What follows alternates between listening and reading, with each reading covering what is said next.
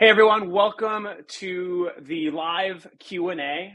Both Mitch and I are extremely excited to take your questions and really get into donor advised funds and everything that goes with that. A few weeks ago, Mitch and I had the opportunity to sit down to have a very detailed conversation, which we hope you will find extremely helpful. We're going to play that video first, and following the video, both Mitch and I will be here live to answer all of your questions. As you're watching the conversation unfold, feel free to submit any questions that come up on the spot, and we will use those questions to kick off the live Q&A here at the end of the webinar. Hope you enjoy it. We look forward to having a dynamic conversation here at the end. Thank you. Hey everyone, thank you for joining today's conversation with Mitch Stein from Chariot. Mitch, how are you doing? I'm great. It's so good to be back here with you. Thanks for having me. Absolutely. It's great to have you here. I'm really excited for today's conversation. I think it serves a big opportunity for the nonprofit community, and no one knows that better than the chief evangelist himself. Mitch, tell us a little bit about Chariot and your role at the company. Yeah, of course. So Chariot is the donor advised fund payments company.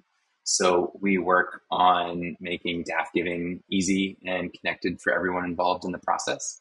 I think we're best known for our tool DAFpay, which is just like you might think, Apple Pay, Google Pay, DAFpay. It's an express checkout payment option to be able to give with your DAF right on a donation form, campaign page, nonprofit website in fewer clicks than a credit card gift. So we're making it easy. And my role as the head of strategy here at Chariot is to get to talk about all that great work and spread the word in places like this. So appreciate you bringing me on for the conversation. Absolutely. Absolutely. It's great to have you here to talk specifically about donor advised funds. I think, so there's actually a lot I want to cover in today's conversation. And really the goal is to help nonprofits listening to this understand just how big the market is, current trends within DAF gifts, and especially I think it's interesting to take a look at that here in 2025 with some stalled giving across other channels, and then just how it compares to other giving vehicles. And so we're going to cover a lot. I think cover a lot of data and also share some stories about sort of the impact that DAFs are having in the nonprofit community. So to get started, Mitch, you guys talk about on your site that you provide access to about $250 billion of assets under management through DAFs. Can you unpack that number a little bit and maybe talk about how that has grown over time? Yeah, of course. So it is pretty eye-popping, and people always stop me and say, "Did you say billion with a B?" It's like, yes, there's 250 billion assets, and that was as of the end of 2023. This data is kind of like on a lag for the whole industry. So I would suspect when this number comes out in November of 2025 from the 2024 year, it's going to be upwards of 300 billion is my prediction. But it is just such a tremendous figure, particularly when you compare it to where we were 10 years ago. It is 5x the size since 2013. And so wow, the opportunity is huge. And I think also important to look a little bit more deeper in that industry-wide figures to look at the grant making. Because in 2023, there was just shy of $55 billion granted to nonprofits out of these donor advised fund vehicles. And that figure is up 6x in the past 10 years. So the grant making is growing even faster than the AUM and these DAFs. And I also think it's important to compare the two so that 50 out of 250 rough math, like you have over 20% of that value moving annually.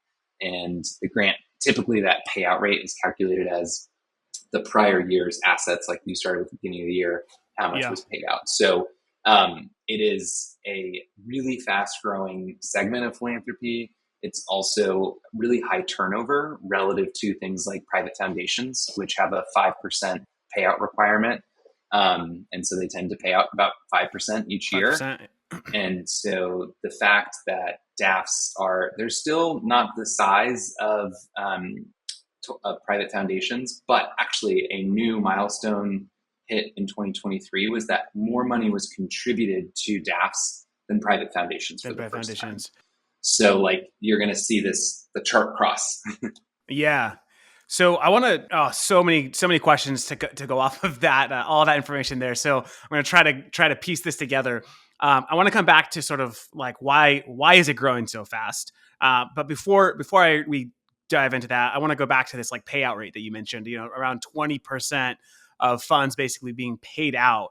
I think this is a really interesting data point for fundraisers to understand because the skepticism that we've seen with DAFs is it's just like a warehouse for philanthropic dollars to go and die, right? Like it's a tax write-off for the donor, but are they actually distributing the funds? And when you compare it to, traditional philanthropy like a foundation, and you're seeing that it's paying out at a 15% higher clip than, a foundation, like that's pretty impressive.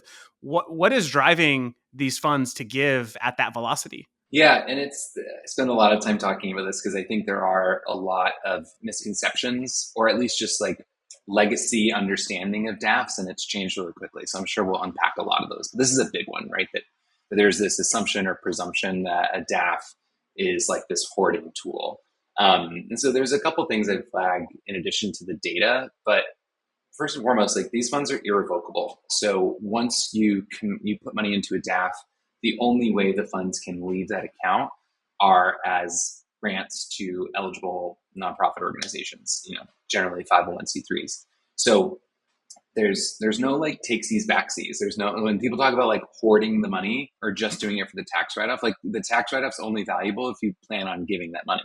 I always compare it to my parents will argue about something, and my mom, went shopping and she'll say like, but it was 60% off. And my dad will go, it was 40% on. So it's like, there's a similar phenomenon to like, yeah, you're getting the tax benefit, but it's only a benefit if you do want to give or plan to give. And otherwise you're just putting money away somewhere that you can't access. So I just think that's an important reframe. I think another like conceptual thing for people to appreciate is like when assets are being committed to giving in a restricted way, that's like such a positive step forward. Like the comparison isn't like money's moving into DAFs instead of nonprofits. It's like people are taking money out of what's just in their personal private savings and investment portfolios and committing it to giving. Like that's a positive trajectory, and it makes it a lot easier mentally, psychologically to then dole that money out. And that's what, when we get to like your question of why are those giving rates higher, I think there's a lot of different pieces to it, but just a fundamental one is the psychology of a DAF. Once you've made that commitment, you have taken what I would describe as like the mental friction of donations out of the equation. Because the mental friction is typically like you're simultaneously thinking, do I want to support this cause? And like, how much money do I want to part with? What's the right amount? Yeah. And even if that's subconscious, like humans suck at making decisions. And so you're making those two decisions at the same time to slow us down. And when you've already made the budgeting decision, you've already set the funds aside, and you then get a solicitation, a friend's raising money, whatever, you now are like, oh, I've got this money here. It's like going into a store and realizing you have a gift card. And I was just having a conversation with someone earlier, and they're like, yeah, since I started using my DAF, it reminds me of like, if I've got a $25 gift card at Starbucks, I'm adding a sandwich. I'm like trying to use the money. Yeah. And there's a very similar dynamic with DAF where like it kind of trains the person to be faster and more generous with their giving. That's a great way to frame it, a great way to look at it. And, I hadn't really actually thought about it in that way. Sort of, it's like money that you've already like told yourself you're spending, right? And once you've gotten past that like mental hurdle, it becomes much easier to part with because you've already it's there, it's and it has to be spent on charity, and so that's a super interesting way to frame it, and probably what is a factor in driving the payout rates that we're seeing today. I came across another interesting stat for 2025 where it said that DAF gifts were increasing by like 51% in average size. I wanted to like double click on that because is that what you're seeing at Chariot? And second, sort of like the conclusion that like I'm looking at is that DAFs might be one of the most resilient giving channels in charity because of the just the it's not tied. I mean, it could be tied to markets. I guess you could invest in markets in your DAF accounts, but it's not, traditionally tied to sort of everything that's happening in the economy. So curious to hear your perspective on the average gift size going up in 2025 and just its overall resilience to economic downturns and so forth. Yeah, it's a core feature of DAFs is once you've separated that money, it is, someone was also describing this recently, like your charitable piggy bank, in that you've kind of like separated it from yourself so that it's there for you when you want to give. And that is, the piggy bank is especially valuable, right? When times are hard and you don't have that budget, or you don't feel like you're able to give as much out of just like your credit card or bank account. It'll be interesting to see where the numbers shake out from what we see in DAFpay. Like, absolutely, we see increasing gift size, just real explosion in amount of DAF giving. So just anecdotes across the board, like the International Rescue Committee was just on a webinar with me, and they shared that DAFs have now made up 30% of their individual giving so far this year in 2025. Wow. I was speaking with the Smithsonian Museum, told me that the first half of the year, they raised as much from DAFs as they did the entire year in 2024. So there's just like all these incredible stats we're hearing across the board. So I can't wait to analyze it all holistically. Yeah. But following a theory that was established during the financial crisis, that was analyzed by some academics to examine what happened with DAF giving in 2009. And it was a very different vehicle at the time. It was not anywhere near the same scale. It was predominantly used by more wealthy people. But even when compared with any other form of giving, even private foundations, DAFs were the only channel of giving in 2009 to increase. And I think it underscores this point of you're disconnected from the money in like a positive way.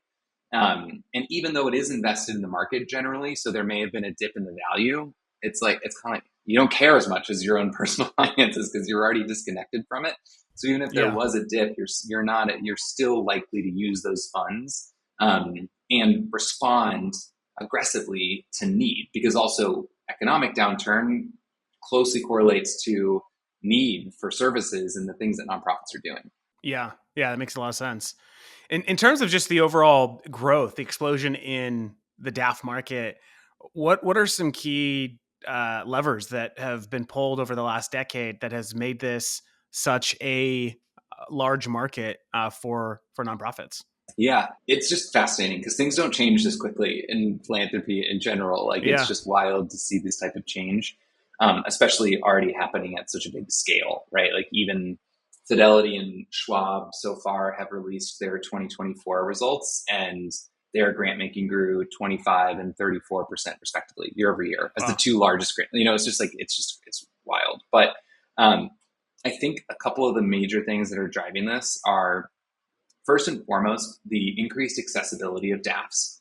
And I mean accessibility from a few different perspectives. So most importantly, I mentioned Fidelity and Schwab. Schwab has actually rebranded their DAF portion to be DAF Giving 360 is the brand name. But those two are by far the largest. And actually Fidelity is twice as large as Schwab, and Schwab's like twice as large as the next one. So they're huge. Wow. And about 8 to 10 years ago, they reduced their requirements, like their minimum account size and their minimum grant size, way down. So now they have a $0 minimum to open a DAF account, and their minimum donation size out of the DAF is $50. So it can appeal to a much more like everyday donor to take advantage of these vehicles. And I think by and large, just the technology has gotten better. So I wouldn't say it's perfect, but certainly 10 years ago, a lot of DAFs, especially community foundations, people were picking up the phone and calling or emailing their advisor or something to get a grant submitted instead of having like portals they can log into. So that's certainly taken a step forward. And you have like really modern options for DAFs, tools like Daffy, if people have heard of that. Chariot, GoFundMe actually just introduced their own DAF product. So just more like tech forward solutions that are also accessible in terms of like the financial requirements. And I think that competitive pressure has also like brought fees down. It's making people think about the user experience more, like all these positive elements. Another big one is just that the market has generally been growing, right? So like when people have appreciated assets, they are often trying to be creative or think about what they can do strategically to manage their taxes. And so if you've got some NVIDIA shares that are up 1,000%, in the past few years, putting a couple of them into a DAF, if you're already planning on giving, makes a ton of sense. So that certainly has driven it. And then those assets are invested. So that's moving. So it's like those tides are all like driving this increase in DAFs. Yeah. And then two other ones are the fact that it can now be an employee benefit is really interesting. So a lot of companies are offering DAFs just like they would a 401k or an HSA, or even moving away from individual donation matching to matching DAF contributions, which is just like so much better for everyone involved, so much more simple, and there's way more utilization. And the last piece is that financial advisors are becoming increasingly like literate in DAFs and engaging in them and encouraging their clients to use them. But even that, we're still at all of these trends, by the way, we're like still the tip of the iceberg. Like there's still so much to go from here. I think it's less than 10% of financial advisors actively offer DAFs to their clients. Yeah, I think I saw something it might have been in your guys' report. There's about 2 million DAF accounts. Is that roughly right? Do I have that right? Mm-hmm. And so where do you think it's going? Like how big, how mainstream do you think DAFs will get fast forward 10 years from now? Yeah, I mean, I think there's no reason that anyone with a 401k wouldn't have DAF. So I think the vast majority of people with a 401k are making at least one donation a year. And if you're making one gift a year, you would benefit from having a donor advised fund, at least one gift. Yeah. And I think also when you look at like just again taking Fidelity and Schwab as examples, like yeah, they're the biggest and yeah, they're huge, but actually their total number of DAF accounts is less than 1% penetration of their overall brokerage client base. So wow, back to just being the tip, like just at the beginning of this wave, if it becomes more well known, like it's really the awareness issue. It's funny to simultaneously talk about how quickly they've grown and how huge they are, and also the awareness problem. But they're still, and it's not just wealthy people using DAFs. Like we'll get into the numbers around that, but I think even with wealthy people where you think, oh, this would make the most sense for them to take advantage of this, I just can't even tell you how many times I've been in a conversation with someone where I'm like, I know you give a lot of money to charity and they have no idea what a DAF is. So it's like we're seeing both trends. It's like huge growth and also like so much opportunity still. So that's interesting because I feel like there has been like some sort of lack of awareness around like stock giving as like a sort of like an example, more so from like the tax benefits of donating like an appreciated asset.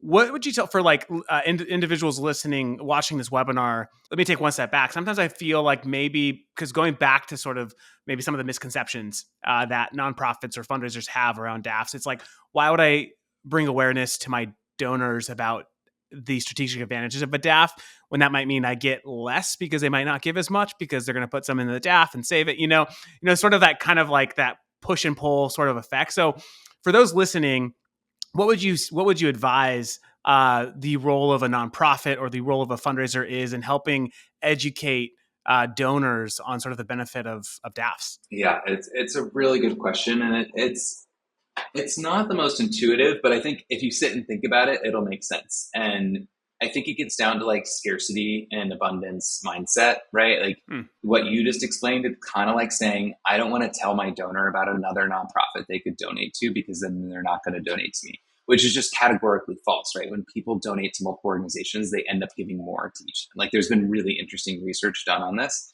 So similarly, I would encourage people to look at the data. And I'll start there in terms of like, if you're worried about your donors finding out about DAFs or using them, like take a step back and look at what the data says. When a donor uses a DAF, they end up giving significantly more to charity. That means your organization and others. And it happens because, so stick with like the stock donation as an example. Like I've got $100,000 in NVIDIA stock that I'm trying, that I don't want to donate it all to one organization, but if I could put it in a DAF and then make a $20,000 donation to 5 different organizations who then don't have to handle the stock transfer or whatever, then that's really simplifying for the donor, and it gets them to donate faster than sitting around and thinking about it. Well, I can't decide where I want to give 100K to. So it's about simplification and like moving people further down the funnel, if you will. Yeah. That is really valuable, and achieving those like psychological benefits we talked about earlier. And how this plays out in the data, we did a really large scale research report called the DAF Fundraising Report, our second edition this year. It included 32 organizations with over 100 million transactions and about $12 billion in revenue. So a huge data set. And the most exciting thing to me was being able to see what happens to a donor when in 1 year, in 2023, they donated with a credit card. But in 2024, the same person to the same organization used their DAF for the first time. And the average increase in their giving between 2023 and 2024 was almost 10x. Oh, Okay, wow. the average. The median was 2x, 100% increase. So that means over half of the people that switch to using a DAF are doubling their support of your organization. So Wow. it's like, don't think about it as encouraging someone to put their money elsewhere. You're like encouraging them to invest in their giving more, to like treat giving as a core part of their identity. Like you're changing the way they think about philanthropy. It's not like a binary one or the other in any way. And just to your point about like what's the nonprofit, that's more just my disclaimer. I would say Yeah. more Yeah. specifically, like the nonprofit role in all this is that your goal in talking about DAFs, first and foremost, is to get people that have a DAF to use it to give to you. Because the other way to look at that information I just shared is like, oh, whoa, that means most of those people didn't use their DAF the first time they donated to us. And you're like, that's really interesting to look into, right? And you think about, hey, if their average gift increase was 10x, how much money are we missing out on from people not using their DAF for whatever reason when they support us? So that's like that's the opportunity there, is that like 90%, the Yeah. 9x there versus the 1. Like that's the opportunity by making it easy, reminding people, like being forward leaning in talking about DAFs, and broader education achieves that. It reminds people, and also people with a DAF are very excited about it. Like they want to tell people about it, and when you provide an explainer, it resonates with them. You're not speaking over them. It is something exciting for your donor to see that represented, because they're used to no one knowing what they're talking about when they Yeah. want to talk about their DAF. That's awesome. What's exciting about this conversation to me is that the application of everything that you're saying, right? This isn't just like, hey, nonprofits, there's this huge market, there's a bunch of money that you can go after. What I love is, and for those tuning in, and for customers listening to this, we formally partnered with Chariot. And we're launching very soon an integration that will bring DAFpay to every giving form that Funraise has on the internet. And it's going to be front and center. It's going to be like one of the first things that you see. And really the hope here is that, this small improvement with an amazing product that Chariot has built will really, we'll see huge gains for our customers in Q4 and beyond. And so let's talk a little bit more about Chariot, because I think, we understand DAFs. We understand what a donor advised fund is, how big it is, how big of an opportunity it can be for an organization and a fundraiser. Let's talk about sort of what you guys have done, which is sort of I think the magic in all of this, right? Which is it's taking a really big market that has a lot of capital, but hard to distribute, to now making it accessible to any organization, any nonprofit, through a very slick payment method that you guys have come up with. So talk to us a little bit about sort of maybe the technology from the viewpoint of a donor, how donors have perceived it, how they've interacted in terms of the ease of use and so forth. Would love to kind of hear your thoughts from that angle. Yeah, thank you for the compliments. The team is certainly really excited about what we've built and how it's being used across the sector. I'll actually take a step back and just tell a story because I think it's most powerful to understand what things are like without DAFpay. So 10 years ago, I joined an event called Cycle for the Cause, which is a bike ride from Boston to New York City, the Northeast AIDS ride.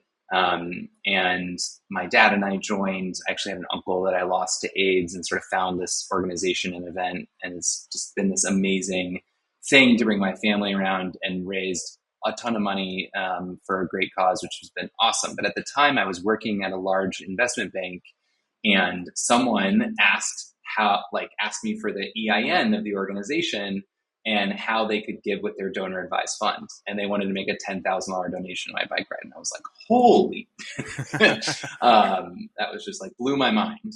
And I was like, I need to learn more about this. And so I found out that like all the partners at the firm all had these things called donor advised funds.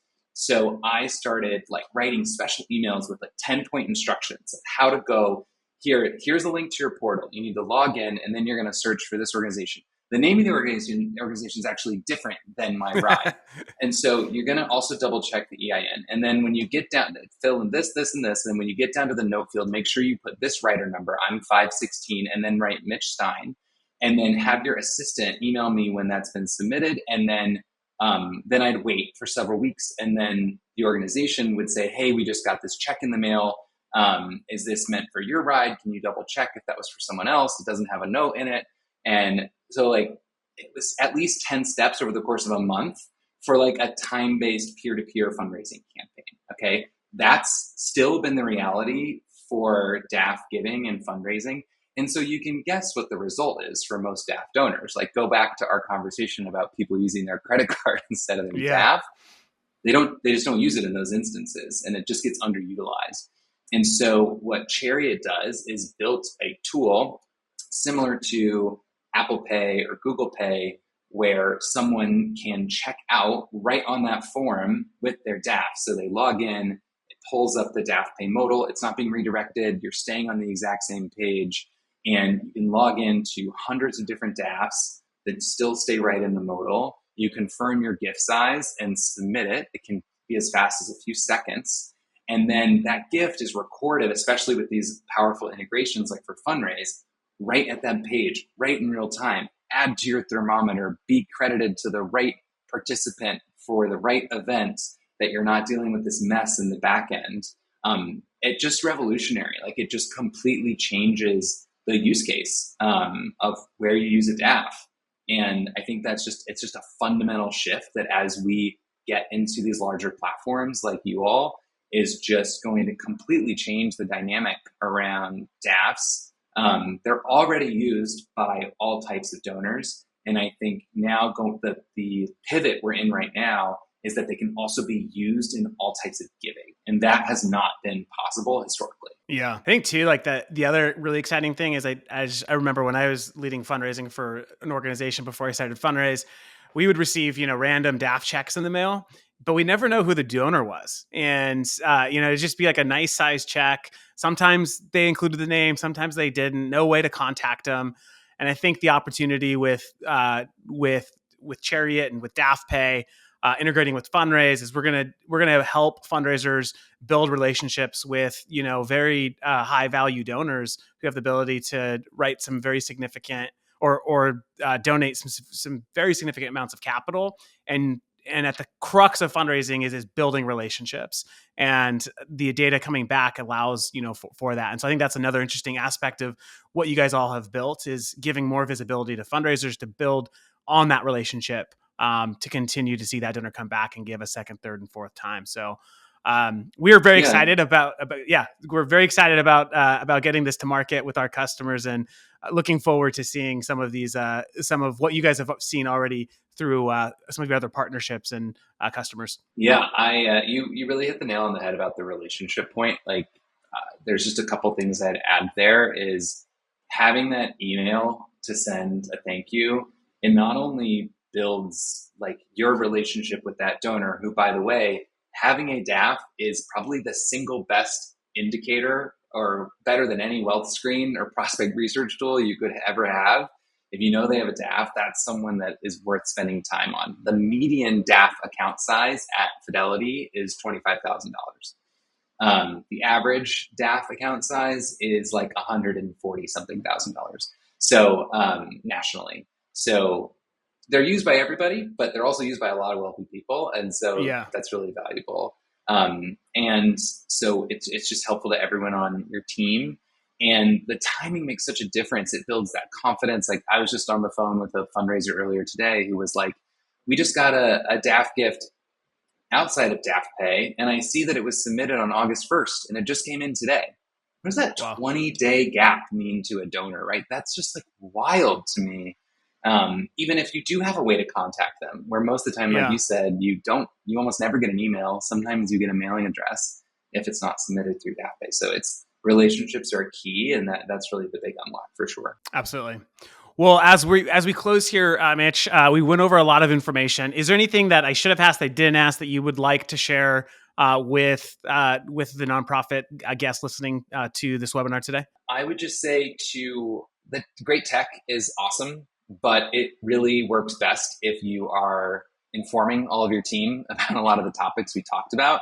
So, I would say take the opportunity, the impetus of this feature now being available to like share resources with your team. Can you lead a discussion internally? Can you check with your gift processors about how they're handling DAF gifts? Just like do a bit of an audit. I also think DAF Day is another like point in the calendar that makes sense to like think about your strategy around DAFs and how having this digital option now changes things and how we can inform everybody across the organization. It should be collaborative, and yeah, use this to build that momentum that'll really help you into year end. Awesome. Well, Mitch, thank you so much for joining today, and also just thank you for just your passion. It's clear for those that follow you on LinkedIn, or I've had the awesome opportunity to meet you in person. Your passion for this giving channel is vibrant, and so keep on spreading the joy of DAFs, because it will only make our industry stronger and better, and more resilient. And so thank you, Mitch, so much for the time you've invested here, and for all that you're doing on the DAF side to make that a huge success. Thank you. And Justin, you were one of the first people I followed on LinkedIn and really started. I'm serious. It was like 5.5 years ago when I quit my old finance job and I was trying to like learn from people in the industry. And you were one of the first recommendations someone made. And I was like, I love the stuff he's sharing. And so I really modeled a lot of what I try to do there way back then based on following you. So it's full Yeah. circle. Full circle. Well, thank you so much. Thank you for those kind words. All right, Mitch. Well, have a wonderful day. And again, thanks for joining. Thank you so much, Justin. See ya. All right. Thank you, everyone, so much for joining that conversation. We've got over 250 people participating in today's webinar and live Q&A. And so first and foremost, thank you all for joining and just being curious about DAFs, DAFpay, and sort of how that can really level up your fundraising. Really excited to have join us for the live Q&A. Mitch Stein from Chariot. Mitch, why don't you say hello and maybe a quick introduction as we jump into Q&A. Yeah, thanks for having me. Excited to chat with all of you live. My name is Mitch Stein. I'm the head of strategy here at Chariot. I've been with the company for a little over 2 years. We are the donor advised fund payments company. So we focus specifically on making DAF giving easier for everyone, donors, nonprofits like yourselves, and DAF providers. And I get to spend basically all my time doing things like this, helping fundraisers learn more about DAFs and make it easier. So thanks for having me. Awesome. All right, we're gonna jump into the questions, Mitch, because we've got a lot of questions, and the Q&A will end in about 23 minutes. So let's power through these questions and make sure we get through as many as possible. So with that, I'm going to start from the top, and I'm going to kind of facilitate the questions, and then we'll get through as many as we can.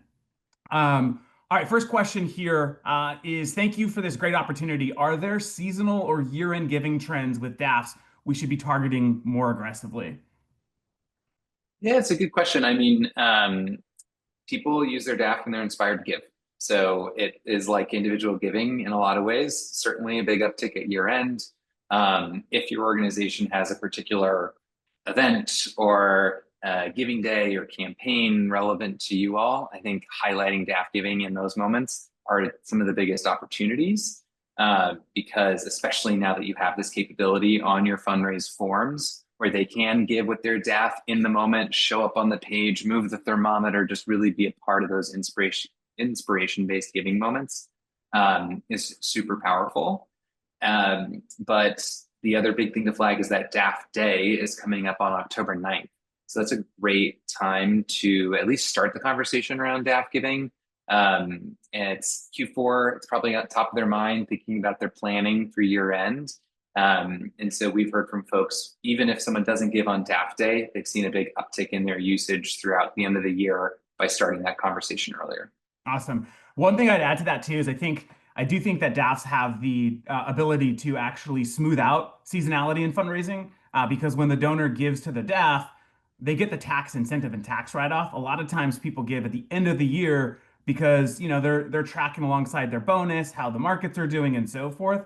For individuals with funds in their DAFs, they can give during a slow period for your organization because the DAFs, the funds are committed, they're going to charity, and they've already received the tax write-off. So I think there's definitely potential, but huge call out for DAF Day, October 9th. Make sure you all are participating, as I think we're going to see, I don't know, tens of millions of dollars raised through DAFs in one day. It's going to be exciting to see.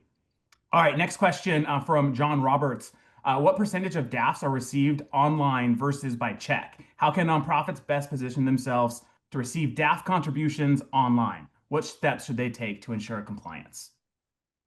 Yeah, there's two pieces here. One is that with DAFpay, gifts can be initiated online, and from your experience as a fundraiser, be very similar to a credit card in terms of how the data is captured, how you can steward the donor, et cetera. So I refer to that as digital DAF giving, meaning when the donor is initiating that gift and sharing that information with you. What's different about DAFs is the payment method varies depending on the DAF provider. So Justin's showing you here how someone can complete that transaction just like they would with a credit card in that same donation experience on Funraise. But in terms of actually receiving the payment, every DAF can do it differently. I think there's definitely ways to sign up for and get more digital payments when those are available.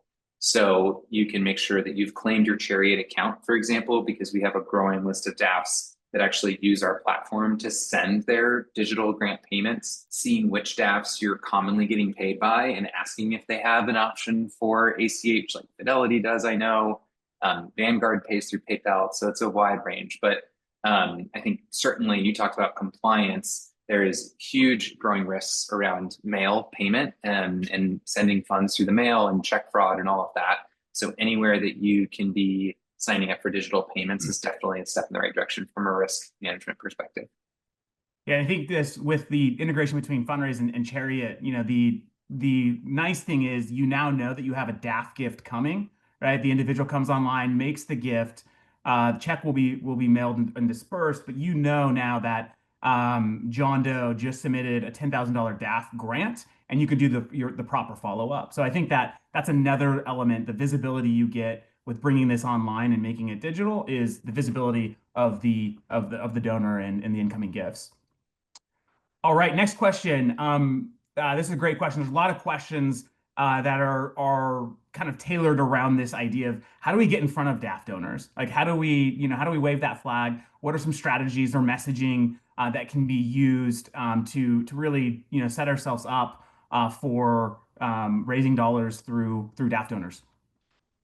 Yeah, I think sorry if it's not the most satisfying answer, but the real true answer is that you already have them. That is the best place to look, is your existing donor base and your current donor file.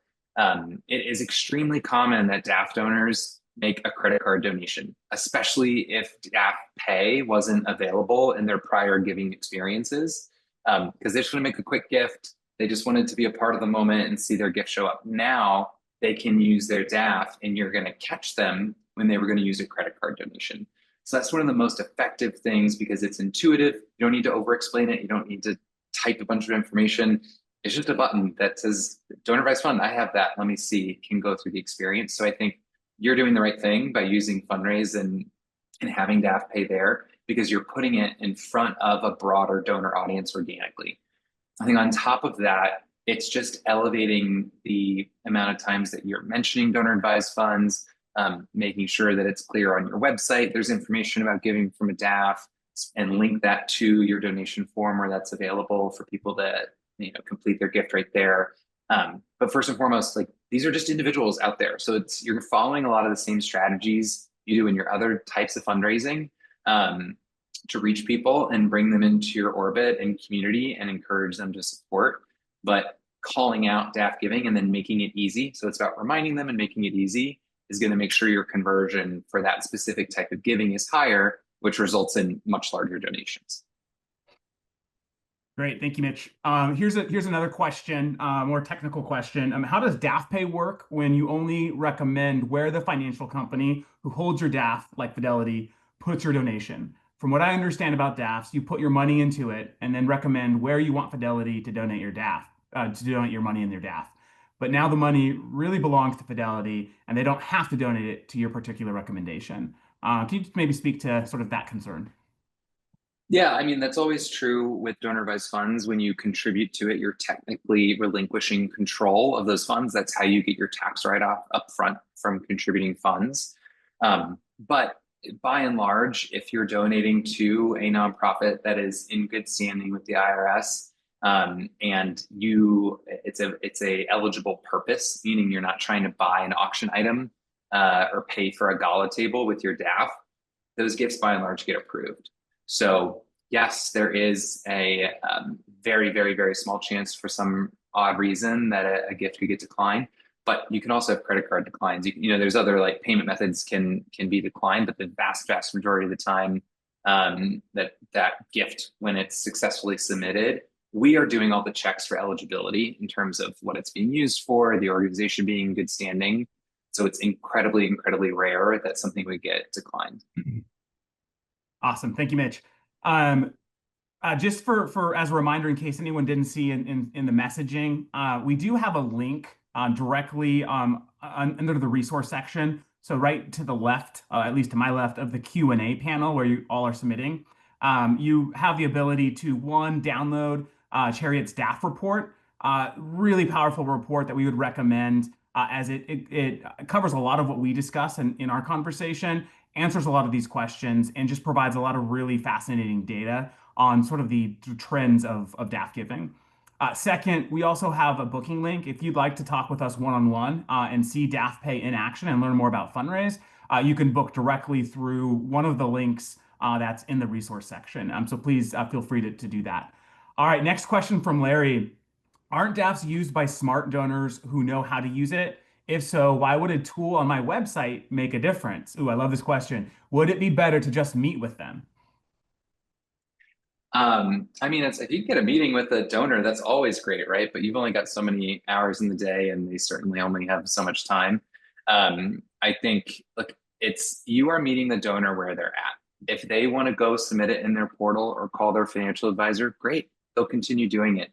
But there's many people who would love to be able to just finish this up in a few seconds right on your website, appear in their friend's campaign, show up right on that donor wall, and they're going to be really excited to use it and use their DAF instead of a credit card. So it's not taking anything away from someone who wants to go submit a gift directly in their portal. Great, they can continue doing that. But it is creating a new avenue that's going to capture more donors and improve the experience for the people who want to use it. And it is a huge improvement for you as fundraisers to know that gift was made right away. You get their name and email every single time, which you almost never get from a DAF gift that's submitted in their portal, so that you can start building relationships with your highest value segment of donors and really steward them like they deserve, as opposed to weeks later items in the mail. That is not how we want to build relationships in 2025. Yeah, I think the other interesting thing to add on there is I think with the with how much everything has just been digitized, right? the world has changed over the last decade, and bringing awareness to on your website that you are an organization that's aware of DAFs, that can accept DAFs, will just broaden sort of the audience and the visibility. So like Mitch said, always meet with donors in person. That's always a good thing. But bringing awareness to the donors who maybe don't understand that you can accept DAFs is a net positive thing. Okay, let's move on to a couple other questions here. Are you seeing DAFs as a successful vehicle for monthly giving in addition to one-time distributions? Yeah, I mean, every DAF is different. Like there's the different capabilities for each, there's 1,200 different DAF providers. But I think the vast majority of them have the ability to set up recurring gifts in those portals. The challenge is knowing that when those gifts arrive, because they don't arrive on the same cadence. It's not like when you get a credit card gift as part of a recurring donations. There's a little challenge in managing it and recognizing it, but it's certainly possible. Awesome. Another question here from Amanda from Rhode Island. In Rhode Island, there's a single foundation that manages most of the DAFs. They're not allowed to share any details on the donor, so we can't do any follow-up or engaging. The DAFs say we want to support an org that does X, then we get a check. How do we navigate engaging relationships with this challenge? I mean, like we were just saying, that's one of the core benefits of getting people to make that gift through this method, because then they are proactively, the donor is sharing their name and email to be properly stewarded. I would assume the Rhode Island Foundation, it's not that they won't share anything more than what the donor elected to share in their grant letters or communications to you. But I think that is just a primary benefit. I know questions come up of people already give to us at the DAF. Why do we need this payment option? Well, anyone who does is really improving your experience as fundraisers and ability to steward them. But it's primarily about getting new gifts. To answer that question, how do I find new DAF donors? Put it right in front of your whole donor base so that those who have a DAF can most easily use it and identify themselves to you. All right, another great question from Kristen is, what role do you think the fundraiser has versus their financial advisor in educating a donor about DAFs? Yeah, I think you as a fundraiser are not a financial advisor. It's a very important distinction to make. And I think in a conversation with a donor, that's probably a disclaimer you should say if you're talking about DAFs. You should consult your professional advisors. I'm not a financial advisor, accountant, or lawyer. But I think you can share stories. And that's the most powerful thing, is to say, well, we do see that donors use DAFs because of X, or they enjoy Y. We find that it simplifies their giving, that they're able to streamline how they make their donations. They end up finding more ways to support whatever the answer is. And I also think getting your own DAF, like the DAFs are super accessible. You can set them up with $20 and make a $20 donation out of a DAF. It's not just a tool for the super wealthy. And as fundraisers, there's no harm in speaking to your own experience, always. If someone's asking you at a DAF, like, well, this is what I know from my experience. You're not telling them what to do, but you're just sharing your own story. And I think that it will build a really special relationship with your donors to be able to speak to your own experience there. Mitch, what have you seen sort of in terms of like the awareness? Have you seen the awareness gap shrink with financial advisors in regards to donor advised funds? Because I know, several years ago, it wasn't sort of like a top of mind vehicle for donors. So I'm curious how you've seen if that awareness gap has shrunk, or any sort of insights you can provide around that. I mean, it's definitely like the awareness is growing, but we're just with DAFs in general, it's like the tip of the iceberg. We are just so early on in this trend, and there's so much more just waiting out there. You think about, I heard one stat from a DAF provider that fewer than 10% of financial advisors currently offer DAFs to their clients. So there's so much room to grow. I think you can probably educate financial advisors, honestly, in your own network about the power of DAFs, especially for them. Like, it's a personal subject to bond with their client over, engage the next generation of their family. Like, philanthropy is such a more genuine and deeper way to engage with the client than just talking about their finances and investments. So that's where I've seen advisors be the most successful with this tool. which ultimately then results in their clients being much more engaged philanthropically. Awesome. Super practical question. Do DAFs require charitable receipts? No, please do not send receipts, but you should always send a thank you to the actual donor. Do not send a thank you to Fidelity. They will not open it. Good to know. Good to know. You get some time to see these back right there, right? Okay. How would we recommend we inform our offline donors about the new Funraise integration? We often have limited contact information available for them. So maybe I can jump in and answer that. I think, one thing that is just good to understand is most of your donors are probably visiting your website, over the course of their engagement with your organization. And so when you have, DAFpay as a giving method on all of your giving forms, that immediately brings awareness to your donors, to your offline donors who've been giving, by check or whatnot, brings that attention straight forward.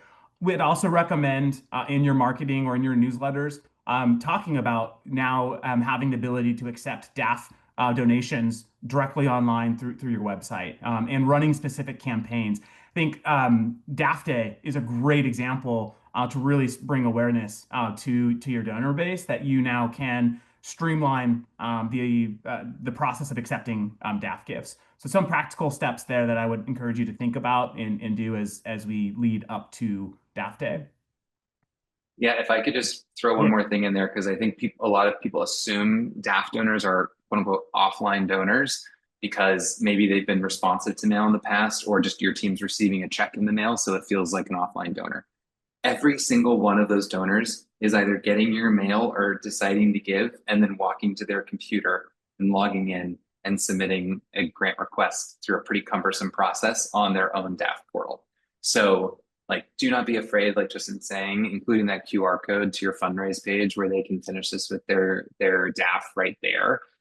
They're already doing it digitally. It's not a big change. They are not offline donors, but now they're doing it in your space in an experience you've cultivated where you can really manage the relationship better. Awesome. A lot of questions around sort of gatekeepers and the different funds that are stewards of these contributions, like Schwab and Fidelity, et cetera.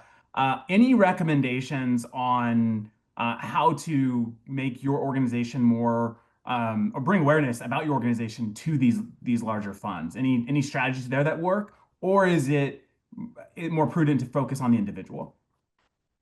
Yeah, it is way more prudent to focus on the individual. These are individuals making their own decisions about where they want to give.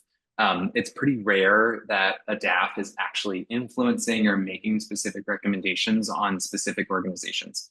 So I think that's pretty bad advice in general, especially if you're just getting started with DAF strategy or at a smaller organization. You only have so much bandwidth, and there's probably a lot of much more higher return uses of your time than thinking we're going to build a relationship with Schwab and then they're going to recommend us to their fund holders. It's just not how it works. The one exception to that, I would say, is if you have a local community foundation, especially if they do any open grant making that's outside of their DAFs, apply to those grants. You're then going to be on the radar of that program director. And at community foundations, oftentimes donors do come in and say, who locally is doing something in this area I care about, early childhood education. And oh yeah, we actually got applications from these 3 organizations locally, and our program officer can talk to you about them. So that's high impact because you're applying for a grant and you're getting on the radar of a specific person where it's relevant to your organization. But the big DAFs, just don't spend a bunch of time chasing that down. Awesome, thank you, Mitch.